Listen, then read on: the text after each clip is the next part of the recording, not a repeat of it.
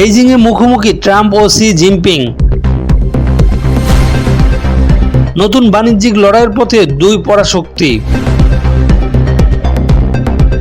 বিশ্ব অর্থনীতি নিয়ে ট্রাম্পের মাথায় কি কোনো নতুন ছক? আসসালামু আলাইকুম। এখনকার সংবাদের বিশ্লেষণে আপনাকে স্বাগত। এতক্ষণ শুনছিলেন শিরোনাম, এখন বিস্তারিত। পুরো বিশ্বের নজর এখন চীনের রাজধানী বেইজিং এর দিকে। মার্কিন প্রেসিডেন্ট ডোনাল্ড ট্রাম্প এক বিশেষ সফরে এখন চীনে অবস্থান করছেন। সেখানে তিনি চীনা প্রেসিডেন্ট শি জিনপিং এর সাথে এক হাই ভোল্টেজ বৈঠকে বসেছেন। দুই শক্তিশালী দেশের এই শীর্ষ নেতাদের মুখোমুখি হওয়াকে কেন্দ্র করে বিশ্ব রাজনীতিতে এখন টান টান উত্তেজনা। সবার মনে একটাই প্রশ্ন, এই বৈঠকের পর বিশ্ব রাজনীতি কি স্থিতিশীল হবে নাকি শুরু হবে নতুন কোনো স্নায়ুযুদ্ধ?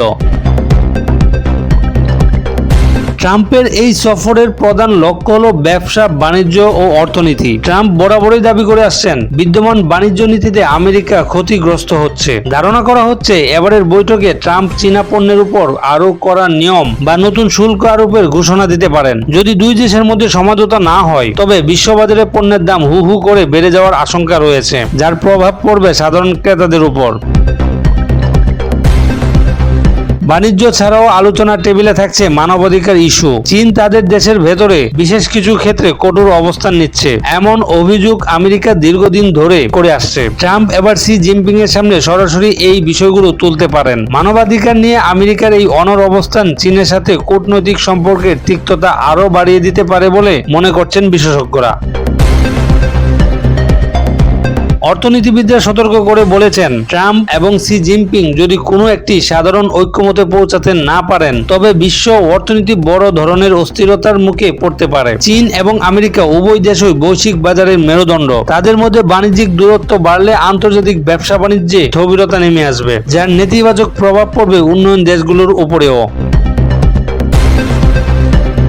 শি জিনপিং কি পারবেন ট্রাম্পকে একটি লাভজনক চুক্তিতে রাজি করাতে, নাকি বেইজিং থেকে শুরু হবে এক নতুন অর্থনৈতিক প্রতিদ্বন্দ্বিতার ঘোষণা? এই বৈঠকের উপরেই নির্ভর করছে আগামী কয়েক বছর বিশ্বের ব্যবসা, বাণিজ্য ও কূটনীতি কোন দিকে যাবে। পুরো বিশ্ব এখন তাকিয়ে আছে দুই নেতার আলোচনার চূড়ান্ত ফলাফলের দিকে।